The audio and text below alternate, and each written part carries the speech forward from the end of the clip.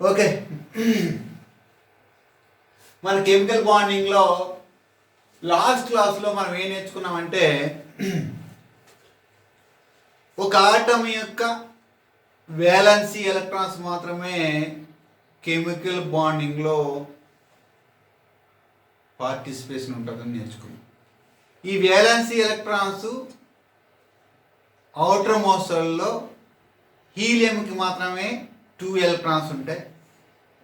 Next neon, argon, krypton, జినాన్కి outer మోస్టర్లో 8 electrons ఉండటం వల్ల అవి కెమికల్ బాండింగ్లో ఇన్యాక్టివ్గా ఉంటాయి. అవి బాండ్ ఫామ్ చేసుకోవని మనం నేర్చుకున్నాం.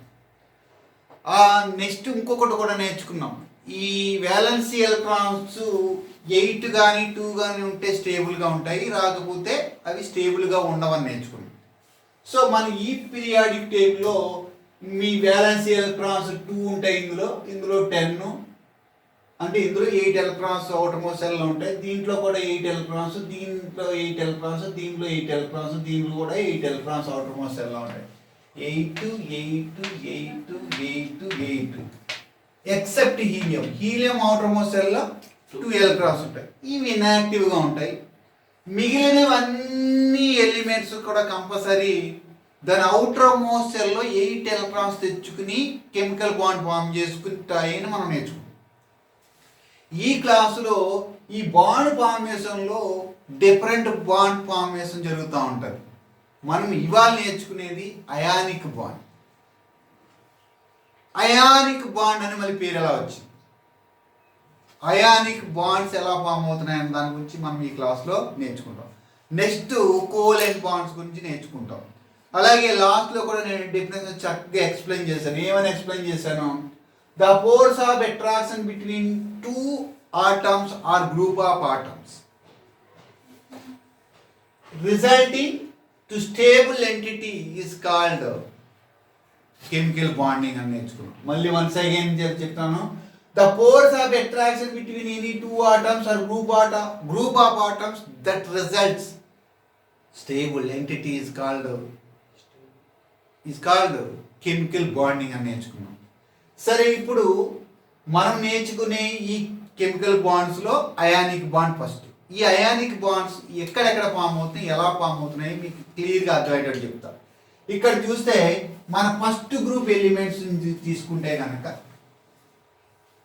ప్రతి అవుటర్ మోస్ట్ సెల్లోనూ ఒకే ఒక ఎలక్ట్రాన్ ఉంటుంది. నువ్వు హైడ్రోజన్ తీసుకున్నావు అనుకో, హైడ్రోజన్లో మనకి ఏముంటుందని, హైడ్రోజన్లో మనకి ఇక్కడ డ్రా చేసిన హైడ్రోజన్లో అవుటర్ మోస్ట్ సెల్లో మనకి ఒకే ఎలక్ట్రాన్ ఉంటుందని తెలుసు. మళ్ళీ లిథియంకి వచ్చినప్పటికి lithium atomic number 3, lithium atomic number 3 first సెల్లో ఎన్ని ఎలక్ట్రాన్స్ ఉంటాయి, ఎన్ని ఎలక్ట్రాన్స్ ఆక్యుపై చేస్తాయని తెలుసు మనకి 2. సో సెకండ్ సెల్లోకి వచ్చేటలోకి నీకు ఒకే ఎలక్ట్రాన్ ఉంది.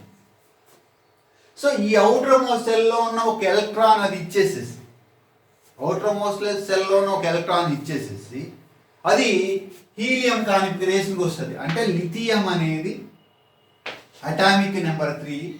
దీన్ని ఎలా రాయడం కూడా నేర్పించారు మీకు లిథియంలో. ఫస్ట్ సెల్లో 2 ఎలక్ట్రాన్స్ ఉంటాయి, తీసేసేసి ఒక ఎలక్ట్రాన్, ఈ ఒక్క ఎలక్ట్రాన్ అది ఇచ్చేయడం వల్ల లిథియం ఇలాగే ఉంటుంది అటామిక్ నెంబరు. ఇక్కడ ప్లస్ అని పెడతాం ఒక ఎలక్ట్రాన్ ఇచ్చేయటం వల్ల. ఇక్కడ అప్పుడు జస్ట్ 2 అని రాస్తాం, 1 లేదని కాదు, 1 ఇచ్చేయడం వల్ల +1. అది ఇచ్చేయడం వల్ల ఫామ్ అయ్యే పార్టికల్, ఈ పార్టికల్ని మనం ఏమని పిలుస్తామంటే క్యాటయాన్. మరి క్లోరిన్ తీసుకున్నాం, మీ క్లోరిన్ గురించి బాగా చెప్పారు. క్లోరిన్ అటామిక్ నెంబర్ చూద్దాం, 70. Very good. ఫస్ట్ సెల్లో ఎన్ని ఎలక్ట్రాన్స్ ఉంటాయి, 2 ఎలక్ట్రాన్స్. సెకండ్ సెల్లో 8 ఎలక్ట్రాన్స్ ఉంటాయి. 2 + 8 10. ఇంకెన్ని మిగిలిపోయినాయి, 7. అవుటర్ మోస్ట్ సెల్లో 8 ఎలక్ట్రాన్స్ ఉంటేనే కానీ అది స్టేబుల్గా ఉంటుంది. దీనికి ఒక ఎలక్ట్రాన్ కావాలి, ఒక ఎలక్ట్రాన్ కనుక ఇది తీసుకుంటేనేమవుతుంది, స్టేబుల్ అవుతుంది. స్టేబుల్ ఫార్మేట్లో రావాలంటే ఒక ఎలక్ట్రాన్ కావాలి, తీసుకోవాలి. సో దీన్ని క్లోరిన్ రాసేస్తున్నాను, ఇక్కడ 17 రాశాను, 2 2 8 ఒక ఎలక్ట్రాన్ తీసుకుని మైనస్. దీన్ని ఆనయాన్ అంట, ఒక ఎలక్ట్రాన్ ఇవ్వటం వల్ల, ఒక ఎలక్ట్రాన్ తీసుకోవడం వల్ల, ఒక ఎలక్ట్రాన్ ఇవ్వటం వల్ల దీన్ని cation, cat ion, CAT cat ion. ఇది ఒక ఎలక్ట్రాన్ తీసుకోవటం వల్ల దీన్ని యానయాన్, యాన్ ఐఆన్, ఇది యానయాన్ అవుతుంది. సరే, ఇప్పుడు ఇది ఇస్తారు, ఇది తీసుకుంటారు కనుక ఇక్కడ మీరు కరెక్ట్గా అబ్జర్వ్ చేయండి. అయాన్స్ అంటే ఎలా ఫామ్ అవుతున్నాయి? ఒక ఎలక్ట్రాన్ ఇవ్వటం వల్ల కానీ, ఒక ఎలక్ట్రాన్ తీసుకోవడం వల్ల. ఈ పాజిటివ్ నెగిటివ్ చార్జ్ ఆటోమేటిక్గా ఏమవుతాయని తెలుసు మనకి ఫిజిక్స్లో, అట్రాక్ట్ అవుతాయని తెలుసు. అంటే నీకు ఏం ఫామ్ అవుతుంది అప్పుడు? లిథియం క్లోరైడ్ ఫామ్ అవుతుంది. అంటే ఇందులో ఉన్న ఒక పాజిటివ్ అయాను, ఇందులో ఉన్న ఒక నెగిటివ్ అయాను. అంటే అయాన్స్ అంటే ఏంటి? పార్టికల్స్ ఒకదానితో ఒకటి బాండ్ ఫామ్ చేసుకోవటం వల్ల ఫామ్ అయింది కనుక అయాన్స్ ఫామ్ అవటం వల్ల ఏర్పడింది కనుక దీన్ని ఏమనొచ్చు ఇప్పుడు మనం? అయానిక్ బాండ్ అన్న, అయానిక్ బాండ్. దీన్నే ఎలక్ట్రాన్స్ ట్రాన్స్ఫర్మేషన్ జరగడం వల్ల ఏర్పడింది కనుక ఈ బాండ్ని ఎలక్ట్రిక్ బాండ్ అని కూడా అంచు. ఇక్కడ నేను చెప్తాను. సో బ్యాక్ వెళ్తాం, ఫ్రంట్కి వెళ్ళాలి. So okay, ionic and covalent బాండ్స్లో అయానిక్ బాండ్స్ అంటే మీకు చెప్పేసాను ఆల్రెడీ. ఇక్కడ పాయింట్స్ ఇచ్చాడు, చాలా జాగ్రత్తగా చూడండి. వీడు ఈ కెమికల్ బాండ్స్ని స్టడీ చేసి, కోజల్ అన్నవాడు స్టడీ చేసి మనకి Kossel proposes ionic bond, electrostatic bond. ఈ బాండ్కి పేరేం పెట్టాడు? Electrostatic bond. ఎందుకంటే ఒక positive charge negative charge attract అయ్యి ఒకదానితో ఒకటి బాండ్ ఫామ్ చేసుకోవడం వల్ల దీన్ని ఎలక్ట్రోస్టాటిక్ బాండ్. ఎలక్ట్రాన్స్ ట్రాన్స్ఫర్మేషన్ జరుగుతుంది.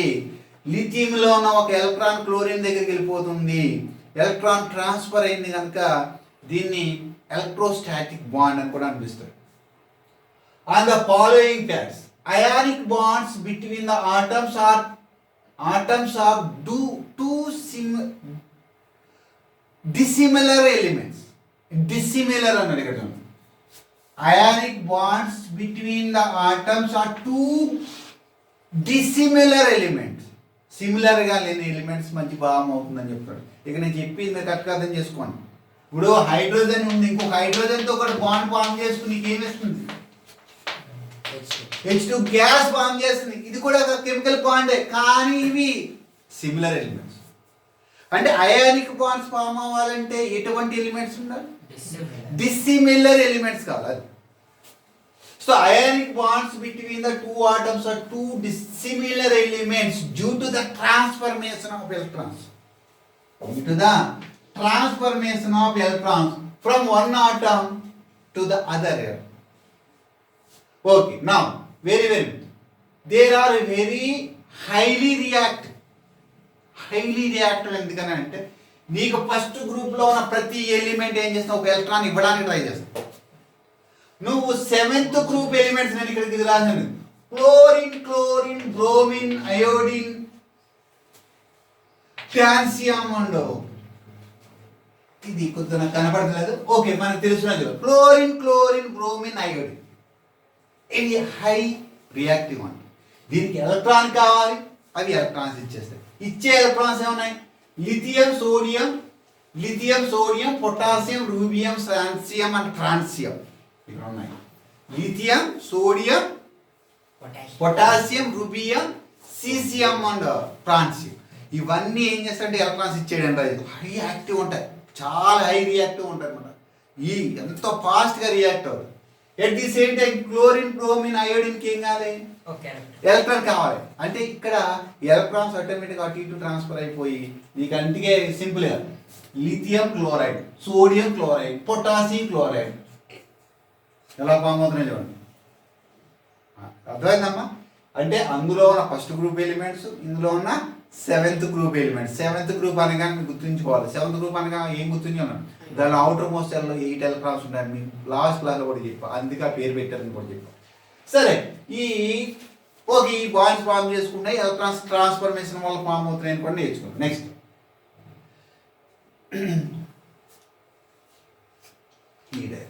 Okay. So Nobel gases except helium. Nobel gases except helium ఎందుకని అడిగి ఎక్సెప్ట్ హీలియం అని ఎందుకన్నాడు, అందులో ఓన్లీ 2 ఎలక్ట్రాన్స్ ఉన్నాయి, రిమైనింగ్ ఆల్ 8 ఎలక్ట్రాన్స్. ఇక్కడ నేను చెప్పేసాను కదా. ఓకే. ద నోబుల్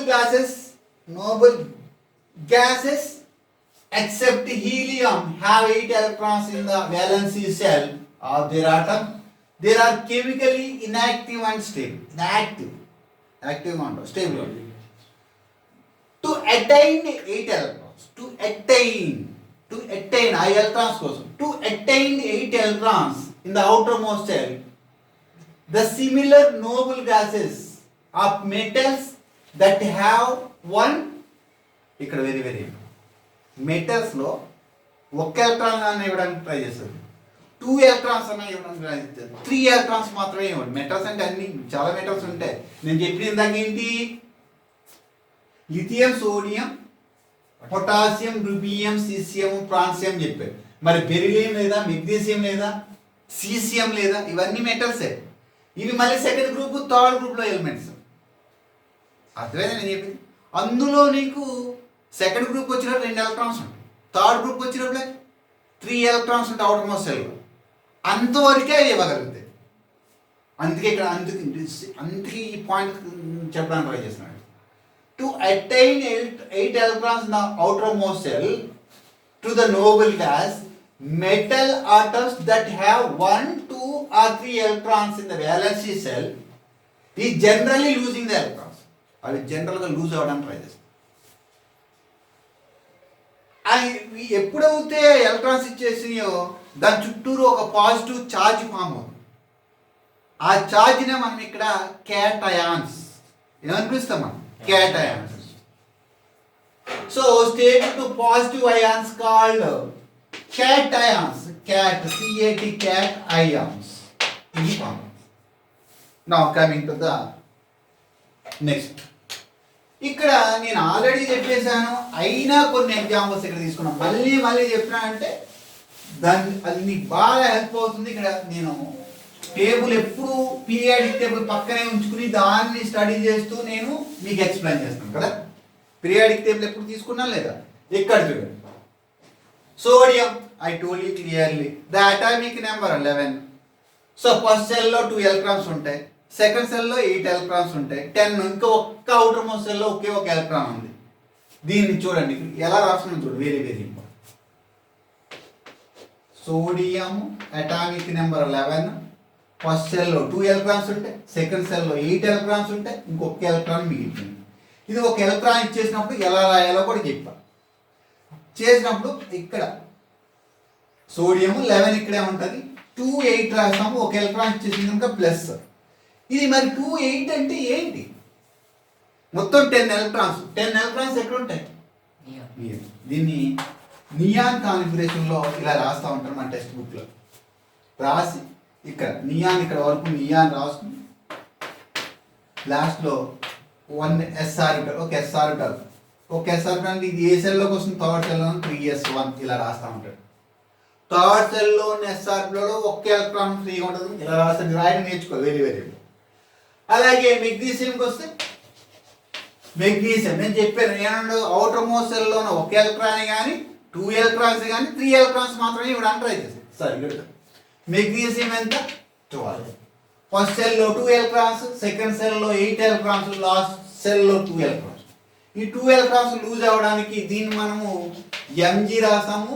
ఇది 12 ఇక్కడే ఉంటుంది, ఇక్కడ 2+ అంటే ఎన్ని ఎలక్ట్రాన్స్ ఇచ్చేస్తుంది. సో ఇక్కడ మనం ఏం రాయాలి, 2, 8, 2 సెల్స్ కంప్లీట్ అని ఇక్కడ నియాన్ రాసుకుని వాడు ఏం రాస్తాడంటే 3s2 ఇలా. థర్డ్ సెల్లో ఎస్ఆర్టాల్ 2 ఎలక్ట్రాన్స్ ఇచ్చేస్తుంది. ఇది ఇక్కడ రాయకపోతే ఇక్కడ రాస్తాం. నియాన్ ఏ రాయాలని చెప్పాను రాసుకుని ఇక్కడ వరకు 10 ఎలక్ట్రాన్స్ అని అర్థం అంతే.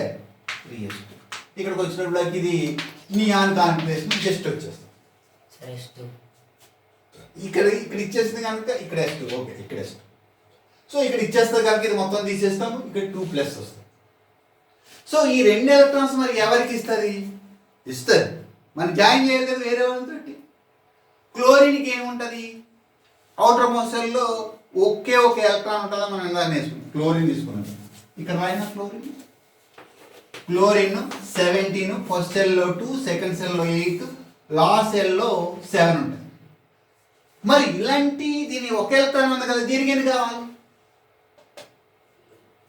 2 ఎలక్ట్రాన్స్ ఇవ్వగలరు. That is cation, it is an anion. ఇలాంటి 2 కావాలి కదా. అంచేత నీకు మెగ్నీషియం కెమికల్ ఫార్ములా MgCl2 అని రాస్తుంది. 2 క్లోరిన్స్ వచ్చి ఒక్క మెగ్నీషియం ఆటంతో కంబైన్ అయి ఫామ్ అవుతుంది. అక్కడ ఒక పాజిటివ్ చార్జ్, ఒక నెగిటివ్ చార్జ్ మిక్స్ అయ్యి నీకు మెగ్నీషియం క్లోరైడ్. క్లియర్ అన్నాడు. సో ఇలాగే మీరు ప్రాక్టీస్ చేస్తే you can easily understand how they chemically react. So ఇక్కడ నెక్స్ట్ సెక్షన్కి వెళ్తే ఇవి చెప్పేశాను కదా. ఇక్కడ బాండ్ ఫార్మేషన్ గురించి చెప్తాను మళ్ళీ ఒకసారి.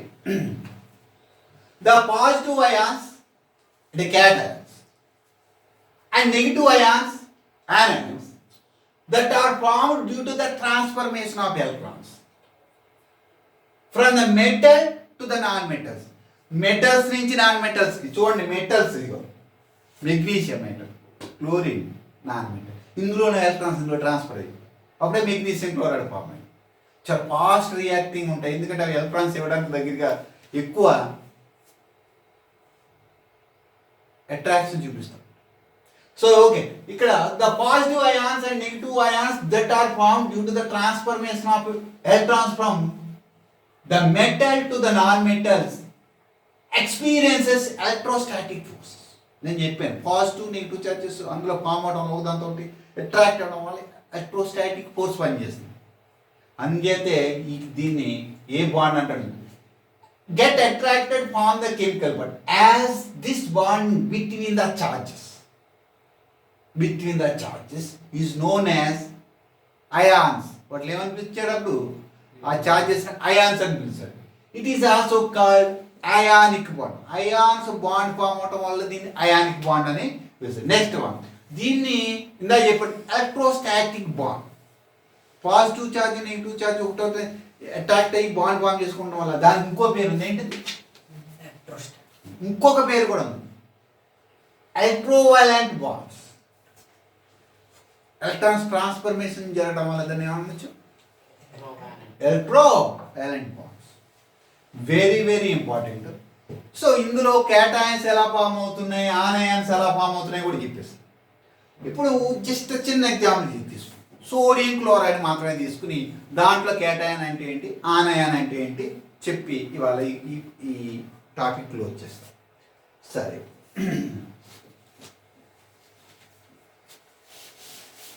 సరే సోడియము క్లోరిన్తో కంబైన్ అవుతుంది, సోడియం క్లోరైడ్ ఫామ్ అవుతుంది. It's good.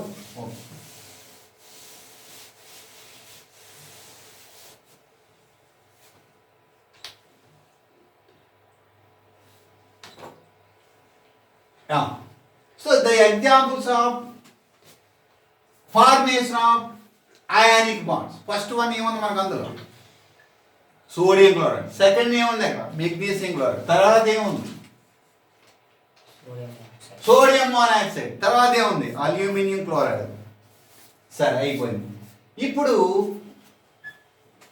ఈ సోడియంలో అవుటర్ మోస్ట్ సెల్లోని ఒక ఎలక్ట్రాన్ ఇవ్వడానికి ట్రై చేస్తుంది. ఇక్కడ క్లోరిన్లో అవుటర్ మోస్ట్ సెల్లో ఒక ఎలక్ట్రాన్ కావాలి కనుక బాండ్. సరే, sodium plus chlorine gives rise sodium chloride అని రాస్తాం. ఇలా రాయడం తప్పు. ఎందుకో చెప్పనా? క్లోరిన్ ఎప్పుడు తను ఒంటరిగా ఉండదు, ఇంకో క్లోరిన్తో జతమైపోయి క్లోరిన్ గ్యాస్ కింద. అంటే సోడియం అనేది ఉన్నా కానీ ఇక్కడ క్లోరిన్ C2 కింద. కానీ క్లోరిన్లు 2 ఉన్నాయి, నాకు ఒకే ఒక క్లోరిన్ కావాలి. అంచేత నేను ఇక్కడ 1/2 పెట్టుకుంటాను.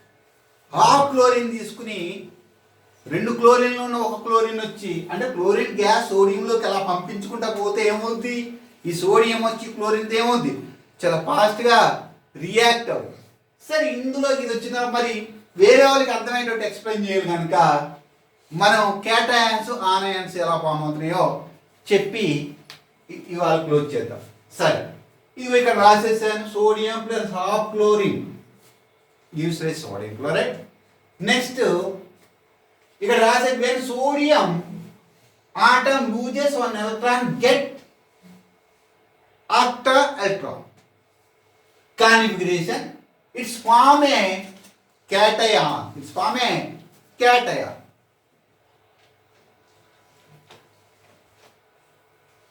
It's form a cation.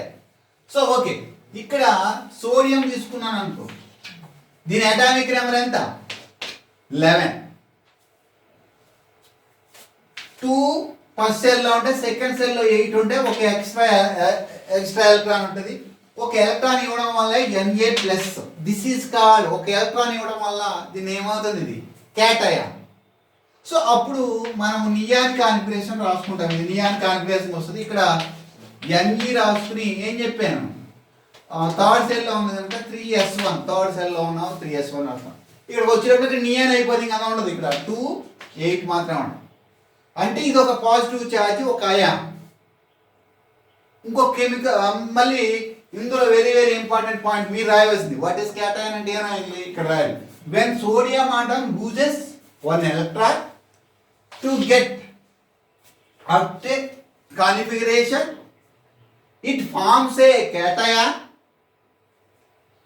and get electron configuration is neon. ఇప్పుడు ఇది నియాన్ ఆటంకి వచ్చేస్తుంది. Now we are going to chlorine. Chlorine 70, right? First సెల్లో 2 electrons ఉంటాయి, సెకండ్ సెల్లో 8 electrons ఉంటాయి, థర్డ్ సెల్లో 7 electrons ఉంటాయి.